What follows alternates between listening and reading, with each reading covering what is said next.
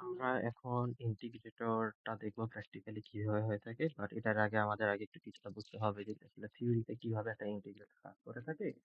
দেন হচ্ছে আমরা বুঝতে পারবো যে আসলে প্র্যাকটিক্যালের সাথে এটা কোথায় কোথায় রিলেটেড। তো কিছু ক্ষেত্রে হয়তো মনে হবে যে না, এটা তো আসলে প্র্যাকটিক্যালের সাথে ফুললি মিলতেছে না। এই জন্য আমরা আগে বোঝার ট্রাই করবো যে ইন্টিগ্রেটর জিনিসটা কি, অ্যান্ড দেন হচ্ছে আইডেন্টিফাই করবো পুরো কাজটাকে। আচ্ছা, ইন্টিগ্রেটর নর্মালি জিনিসটা কি বোঝাইছে এটা আগে বুঝতে হবে। ইন্টিগ্রেটর মেইনলি হইতেছে বোঝাচ্ছে যে আমার যে ইনপুট থেকে আমি যে সিগন্যালটা দিতেছি ওটা যখনই চেঞ্জ হবে সেই চেঞ্জ গুলাকে ইন্টিগ্রেট করবে, মানে যোগ করবে। যখনই চেঞ্জ হবে সেই চেঞ্জটাকে যোগ করবে। যেরকম সাপোজ একটা আমি যদি ইনপুটে একটা জিনিস সিম্পলি চিন্তা করে জাস্ট, এখানে ইনপুটে যদি আমি একটা পানির ফ্লো যদি দিয়ে থাকি, প্রতি সেকেন্ডে কি পরিমাণ হইতেছে, তো ফ্লো রেটটা প্রতি সেকেন্ডে কি পরিমাণে পানি একটা ট্যাঙ্কির ভিতর যাচ্ছে, আর আউটপুটটা আমি জানতে চাইতেছি যে ট্যাঙ্কির মোট ট্যাঙ্কিতে কত, মানে টোটাল পানি ইনফরমেশন আমি জানতে চাইতেছি। সো ইনপুট আমার তাহলে দেওয়া আছে 2 লিটার পার সেকেন্ড করে করে হচ্ছে পানিটা ভরতেছে। তাহলে প্রথম সেকেন্ডে কত হবে? 2 লিটার। দ্বিতীয় সেকেন্ডে কি হবে? 4 লিটার। এই যে দেখো এটা যোগ করতেছে, কিন্তু যখনই চেঞ্জ আসতেছে তখনই কিন্তু ভ্যালুটা আমরা যোগ করতেছি। তৃতীয় সেকেন্ডে কি হবে? 6 লিটার।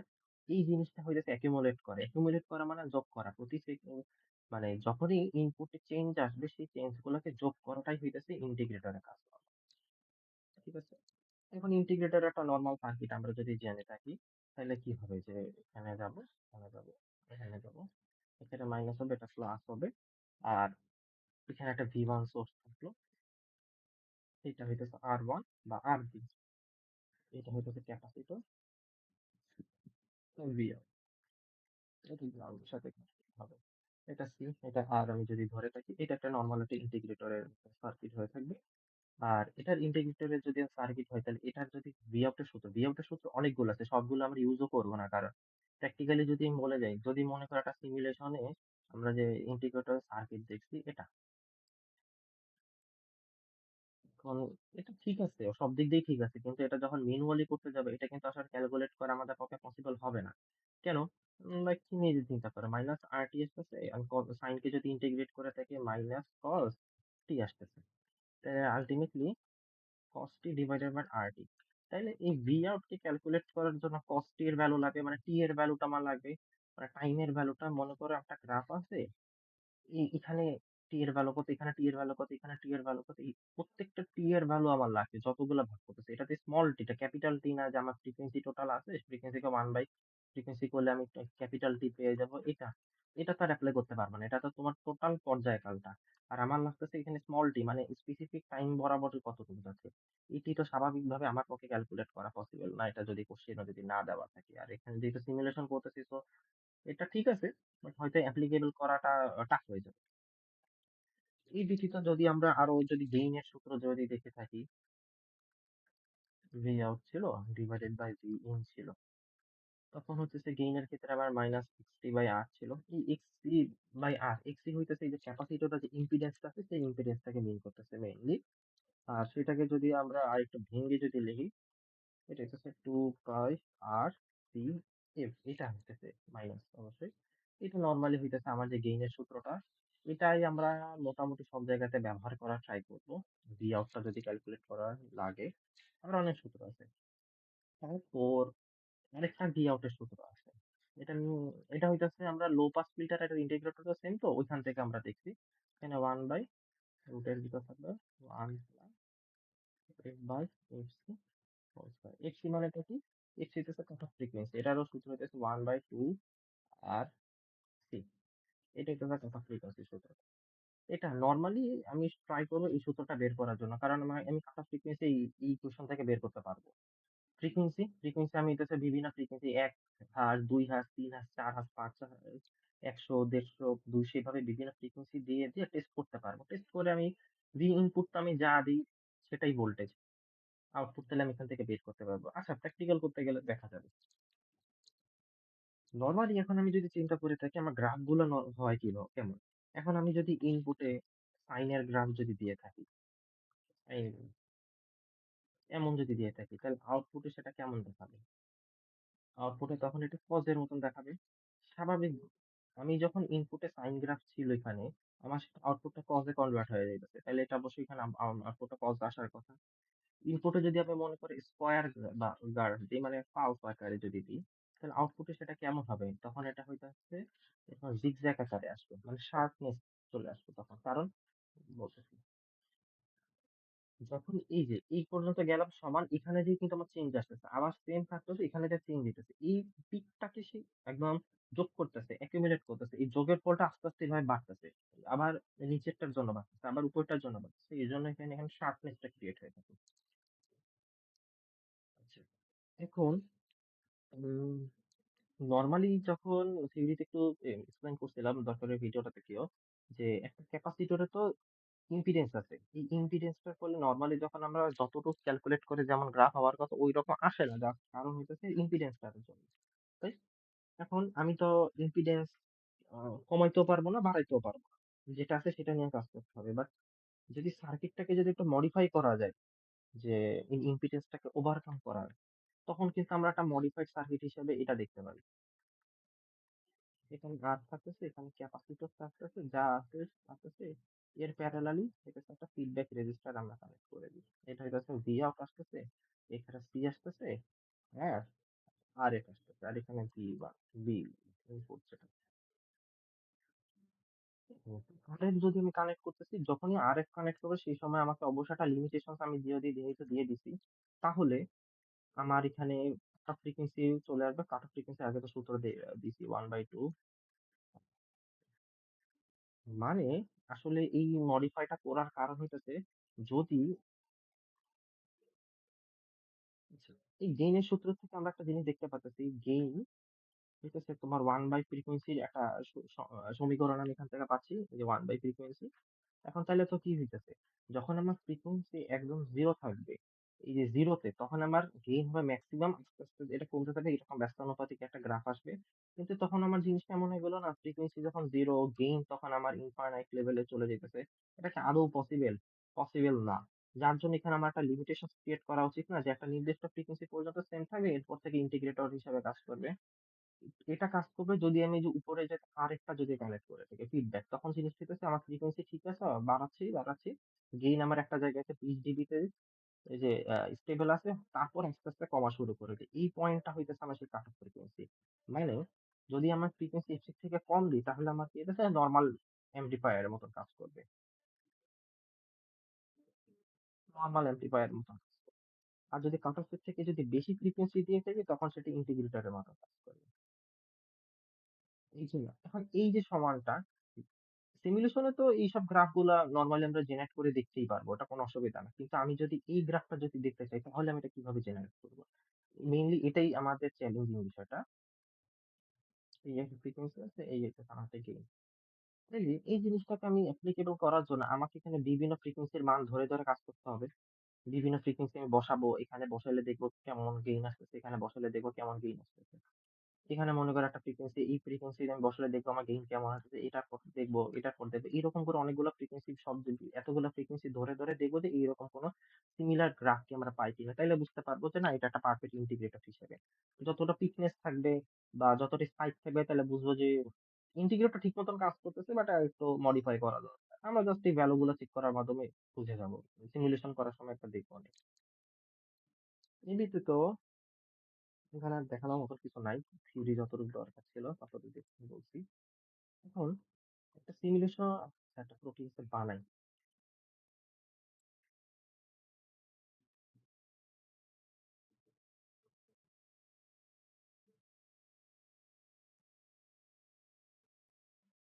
আচ্ছা এটা বানানো ছিল যদিও কোথাকালকে আবার বানাই দরকার হলে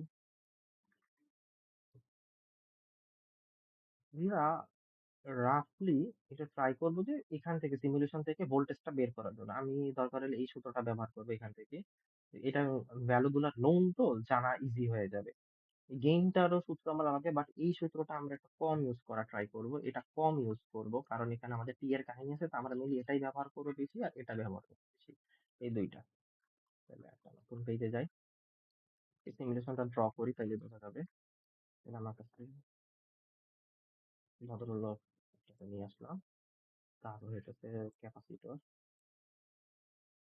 এটাকে সোজা করে দিই। তারপর রেজিস্টার লাগবে 2টা, এদিকে একটা যাবে, এদিকে একটা যাবে। তারপর আচ্ছা, একটা জিনিস একটা করবো, এদিকে আমি নর্মাল যে ভি সাইন বা ভি সোর্স ধরতাম না, ওগুলা ধরবো না। এখান থেকে এই যে অসিলোস্কোপের মানে সিগন্যাল জেনারেটর থেকে আমি এখানে যে ডিসি সাইন এইসব ক্যালকুলেট করবো। কারণ আছে, একটু পরে বুঝবো যে কেন এটা নিছি।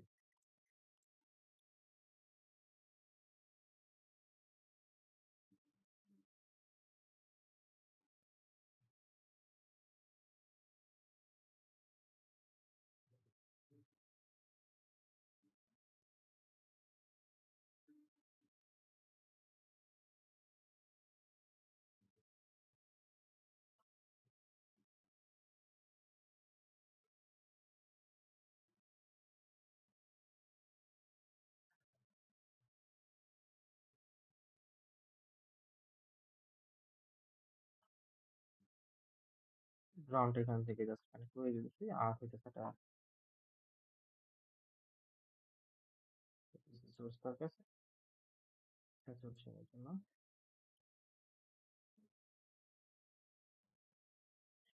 আম, মোটামুটি ঠিক আছে। আর এখানে হয়তো আমি একটা অসিলোস্কোপ কানেক্ট করবো।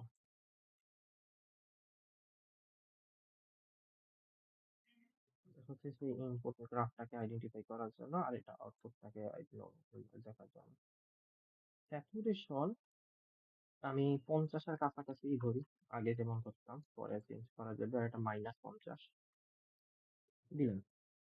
আচ্ছা, এটা হইতাছে ক্যালকুলেশন ইজি করার জন্য আপাতত আমি অ্যাম্পলিটিউড 1 ভোল্টই ধরবো। আর ফ্রিকোয়েন্সি হচ্ছে টেস্টিং এর জন্য 1100 ধরি, 100, হ্যাঁ ফ্রিকোয়েন্সি ধরি 100 হার্টজ আর কি। দেখি ঠিক আছে,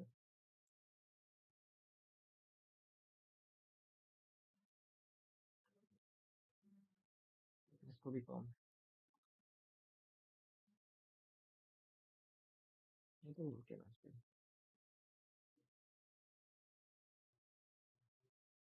চেক করি, এখানে 10 আছে, এখানে 10 আছে। ও আচ্ছা, পিকনে আরে এই পিকনেসটা কমই আসবে। এটা যদি আমি মনে করে 10 ভোল্টেজ দিই তাহলে বলতেছে এখন হচ্ছে পিকনেসটা একটু বেশি হবে, যেহেতু আগে 1 ভোল্টেজ দিছি। 1 ভোল্টেজে দিতে চাচ্ছিলাম, আর আমার ইজি 1.5 ভোল্টেজ আসতেছে, আর নিচে হইতেছে ড্রপ করলে কত আছে আমার। আচ্ছা, 1 ভোল্টেজ যদি দিই, এখান থেকে একটু ফ্লাকচুয়েট করলেই তো পারার কথা।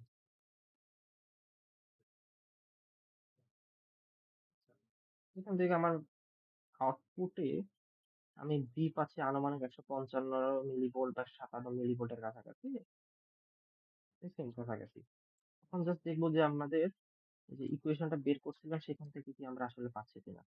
এখন আমরা জানি কি বি আউট বি ইন, যে ফর্মুলা ইউজ করছি সেটার জন্য হচ্ছে 1/1 প্লাস, জাস্ট একটা এক্সাম্পল দিয়ে দেখাইতেছি, তারপর হইতেছে আমরা একটা টোটাল একটা ম্যাথ করে দেখার ট্রাই করবো সিমুলেশনের সাথে কত মিলে। এখন আগে আমাকে তাহলে এফসির ভ্যালুটা আমার জানা লাগবে 1/2 পাই এফসি, তাহলে এফসি হবে ক্যালকুলেশনের সময়। এখন আর এর ভ্যালু কত দিছে, 10 কে ধরছি আর 1 মাইক্রোফ্যারাড ধরছি, তাইলে 2 পাই আর এর value 10 into 10 to the power 3 আসবে। আর মাইক্রোফ্যারাড তো -6 আসতেছে। ক্যালকুলেটরে বসাই দেখি তাহলে কত আসে। হুম,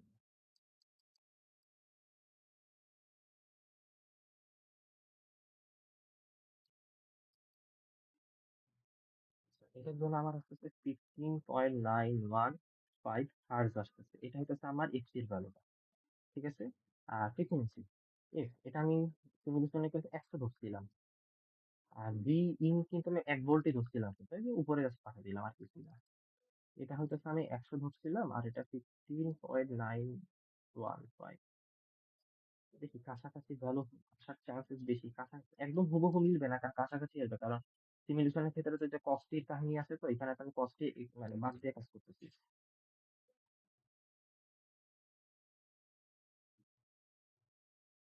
ফ্রিকোয়েন্সি ১০০, ১৫.৯১৫। আচ্ছা, আমার আসতেছে কত?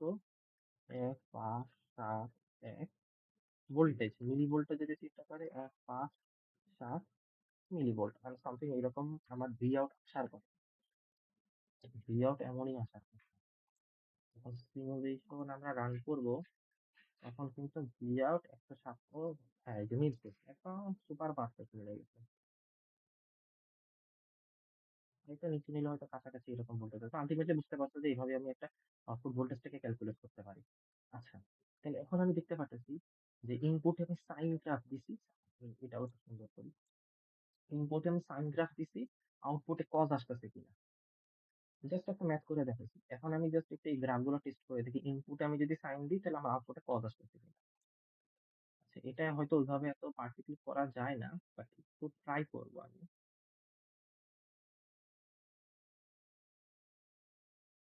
এখন এটা যদি আমার সেন্টার পয়েন্ট হয়, আর এটা যদি এখানকার সেন্টার পয়েন্ট হয়, হ্যাঁ, আচ্ছা, এই পয়েন্ট হিসেবে যেখানে আমি কার্সরটা রাখছি এখান থেকে যখন একটা গ্রাফ শুরু হয়েছে এইভাবে একটা সাইকেল কমপ্লিট করছে, এটা তাহলে সাইনের গ্রাফ। এখান থেকে যে সেন্টার পয়েন্ট থেকে শুরু করছে, কজের ক্ষেত্রে সেন্টার পয়েন্ট সেম লাইন কিন্তু উপর থেকে শুরু করছে, এখান থেকে শুরু করছে কিন্তু কজের ক্ষেত্রে কিন্তু উপর থেকে শুরু করে। তাহলে আমি বুঝতে পারতেছি ইনপুটে আমি সাইন দিতেছি, আউটপুটে কিন্তু আমি কজ পাইতেছি। ঠিক আছে, এরপর এই জিনিসটা তাহলে আমি বুঝতে পারছি। ঠিক আছে, এখন আমি যদি স্কোয়ার ইনপুট দিই তাহলে আমি দেখবো এরকম কাটাই আসতেছে কিনা, সটুথ। হ্যাঁ, ও আচ্ছা, সটুথ গ্রাফ আসবে কিনা। জাস্ট এটা এখান থেকে আসবে, এখান থেকে জাস্ট পালস সিলেক্ট করে দেবো। আর এই ইজি হয়তো এটার জন্য, এই জন্য হয়তো আমি এটা বুঝতেছি। ইনিশিয়াল ভোল্টেজ কত দিব? ইনিশিয়াল লো ভোল্টেজটা -1 দিলাম, এটা 1 থাকতেছে। ফ্রিকোয়েন্সি 100। আচ্ছা, এই যে সটুথ টাইপ আমার কাছে কিন্তু গ্রাফ আসছে কিন্তু।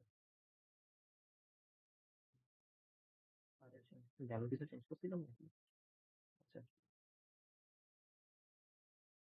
আমি যেহেতু ইনপুট এটা দিতেছি, আউটপুটে আমার সেটা আসতেছে কিন্তু পিক টাইপ আসতেছে। আচ্ছা, উম, তো এই গ্রাফটাও আমরা তাহলে দেখলাম, এই গ্রাফটাও দেখলাম, এই গ্রাফটাও তাহলে আমরা এখন জাস্ট আমরা এই যে বন্ডিত এই গ্রাফটাকে আমরা কি জেনারেট করতে পারি কিনা সেটা নিয়ে আমরা একটু টেস্ট করব। আমরা বুঝা গেছি যে আমার কিন্তু এটা হইতেছে সে পিক ভোল্ট, সরি কত ভোল্ট ফ্রিকোয়েন্সি। তাহলে এটা ট্রাই করব, আমি নিজের প্র্যাকটিক্যালি অনেকগুলো ফ্রিকোয়েন্সি বসাবো, and এই ফ্রিকোয়েন্সির মাধ্যমে আমি কিছু কিছু অবশ্যই ভি আউটটা পাবো। এখান থেকে আমি গেইনটা ক্যালকুলেট করবো, কারণ আমি জানি কি V out by V in হচ্ছে গেইন। ভি ইন এর ভ্যালু কত? আমার 1 ভোল্টেজ আমি ধরছি ক্যালকুলেশনের জন্য, তাহলে আমি ওখানে গেইন ধরতে পারি এটা ভোল্টেজটা হবে। আলাদা টেবিল বানাবো কয়েকটা, যতগুলো ভ্যালু আমরা আমাদের একদম যা ভালো লাগে। আমি যদি মনে করি 1 ফ্রিকোয়েন্সি বেশি কম হয়ে যায়, এটা 10 ফ্রিকোয়েন্সি, এটা 15 তে ধরবো, যেহেতু 15 আমার একটা কাট অফ ফ্রিকোয়েন্সি আছে। এটা 20 এর জন্য ধরি, 25 এর জন্য ধরি, 30 এর জন্য ধরি। তারপর উম, 50, 60 ঘর দরকার আছে। সব জন্য ধরি, 1000 এর জন্য ধরি, 300 এর জন্য ধরি। দেখি কি আসে না। বেশি ভ্যালু যদি দেখি যে না, মানে সিগন্যাল জেনারেটর জেনারেট করতে পারতেছে না, তাহলে যতগুলা ধরছি এনাফ। আচ্ছা, সবকিছুই সেম। তোমরা যা আছে সাইন রাখলাম। Amplitude 1, frequency MR.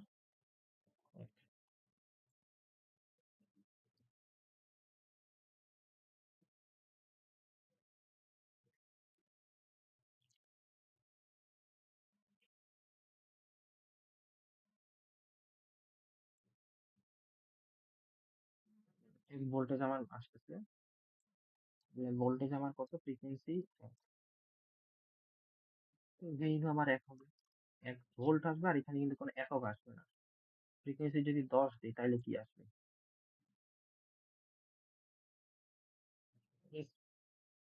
এসএফএম একটা জেনারেট করলেই তো হতো, এতবার চেঞ্জ করা লাগতো না।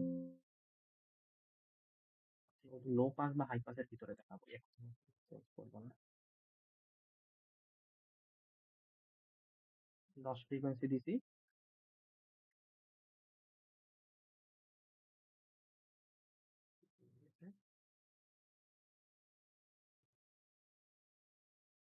উম, 850 মিলিভোল্টের মতন আসতেছে। পয়েন্ট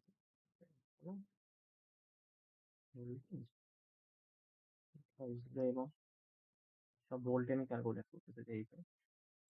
আর এখন ধরো 15,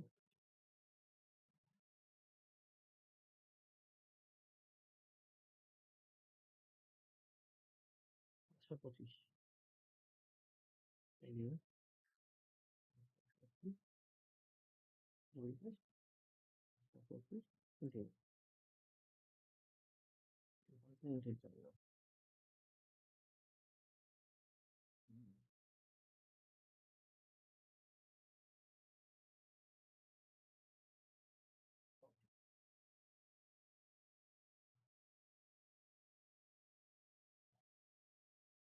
600, এবার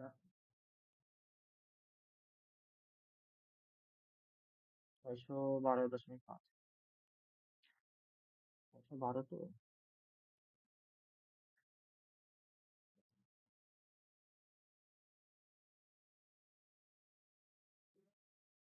সেটা না।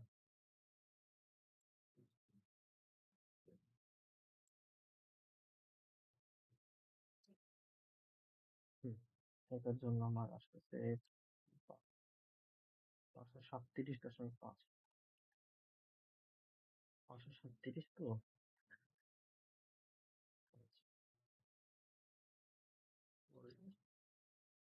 5, 3, 7, 5, এখন 30, 50, 100।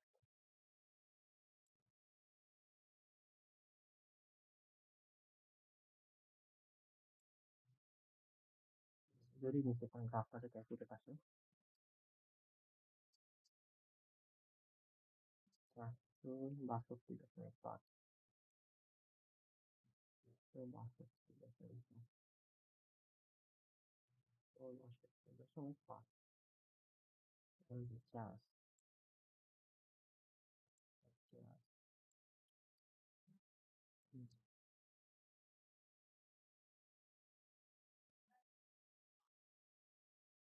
এইসব সুন্দর সুন্দর ভ্যালু একটা ভালোই লাগে। ভোল্টেজ দেখলাম না ওগুলোতে কত, 50, 62.5,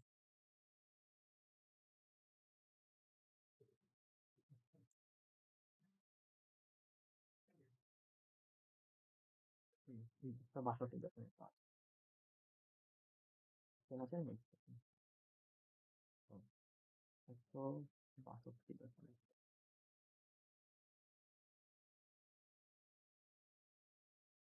162.5,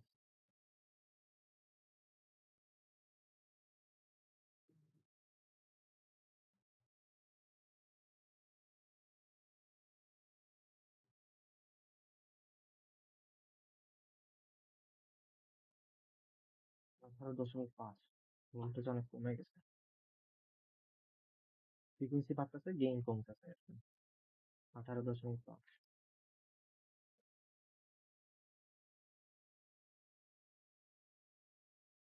কিন্তু জানি না 10K পর্যন্ত আবার কিছু থাকবে কিনা।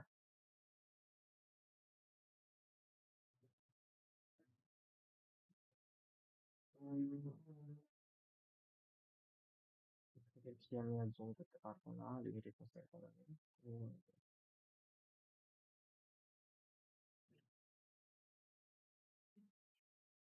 4.6,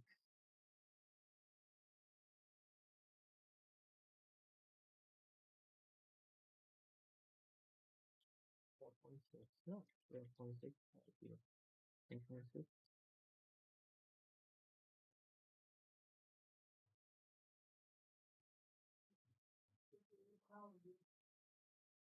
ঠিক আছে, ঠিক আছে। মাঝে মাঝে কয়টার সময় হবে নিজেরই মাথা খারাপ হয়ে যায়।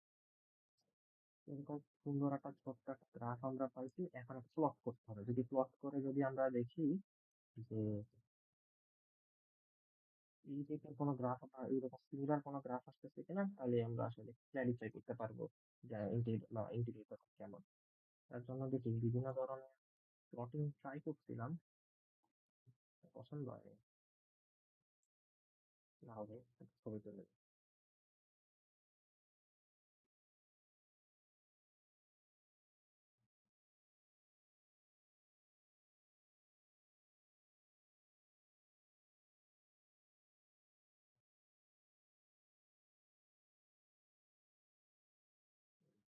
অ্যাক্সিস বরাবর থাকবে আমার ফ্রিকোয়েন্সি, আর ওয়াই অ্যাক্সিস বরাবর থাকবে আমার গেইন। বসাতে থাকি এক্স অ্যাক্সিস বরাবর থাকে।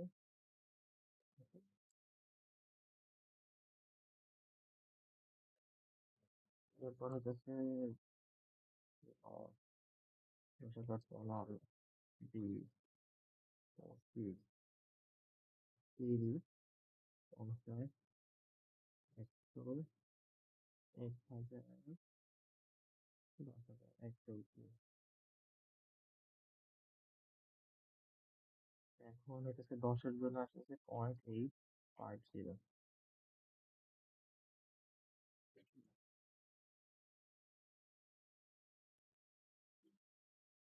ও এক্স 10-এর জন্য।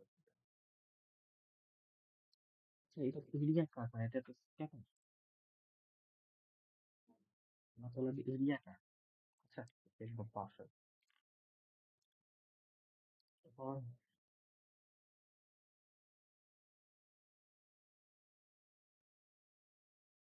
15 জন্য 725।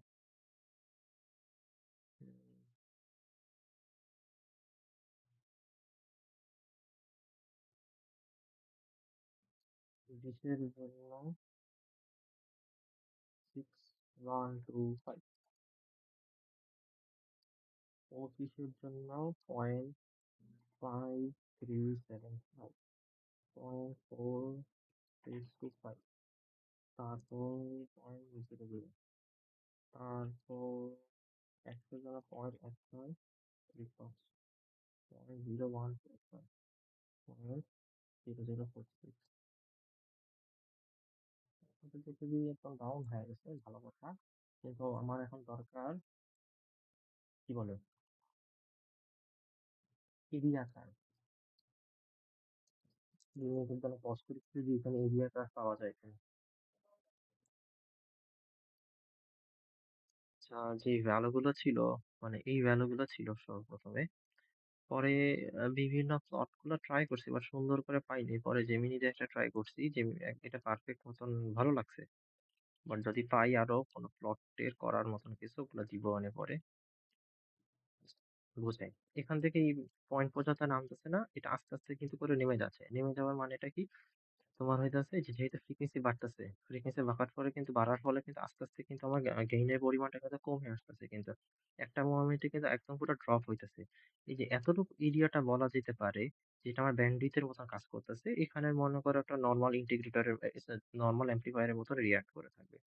এরপর থেকে যখন কমা শুরু করছে, মানে 15.91 থেকে যখন কমা শুরু করছে, তখন এই পার্টটুকু হইতেছে একটা ইন্টিগ্রেটর পার্টের মতন কিন্তু কাজ করা শুরু করছে, কাজ করবে। এটা হইতেছে যদি আমি গেইন ভার্সেস ফ্রিকোয়েন্সি যদি একটা প্লট যদি দেখে থাকি, সেই অনুসারে ফার্স্ট পার্ট এতটুকু যদি আমি ধরে থাকি, সেটা একটা ব্যান্ডউইথের মতো কাজ করে থাকবে, নরমাল এমপ্লিফায়ারের মতো কাজ করে থাকবে। আর বাকি পার্টটা হইতেছে আমার একটা ইন্টিগ্রেটরের মতন কাজ করে থাকে। এটার জন্য তো এই ভ্যালু গুলো এক্সেল করে নিছি। এক্সেল থেকেও করা যেতে পারে ওই যে প্লট গুলা। আর বিভিন্ন ধরনের ভ্যালু গুলা হয়তো একটু যেখানে হইতেছে 10, আর সেখানে হইতেছে 8.85, 15 যেখানে 0.75, ভ্যালু গুলো অনেক বড় ছোট ভ্যালু তো। যার জন্য হইতেছে বিভিন্ন জায়গায় যেখানে প্লট গুলা করছি, সেখানে আমি দেখলাম যে আর কি সুন্দর মতন দেখায় না। একটা কাজ করা যেতে পারে যে এগুলো একটু মাল্টিপ্লিকেশন হিসেবে যদি আমরা ধরতাম, মানে প্রত্যেকটার ভিতরে মনে করে এই যে যেহেতু গেইন অনেক কম, এখানে সব যেহেতু গ্রাফিক প্লট করতে হবে, এখানে সবগুলো 10 করে করে মাল্টিপ্লাই করে আমরা হয়তো প্লট করতাম, তাহলে হয়তো ইমেজটা আরো ভালো আসতো। এরকম এটা যে যার মতন ধরে ধরে করতে পারবে।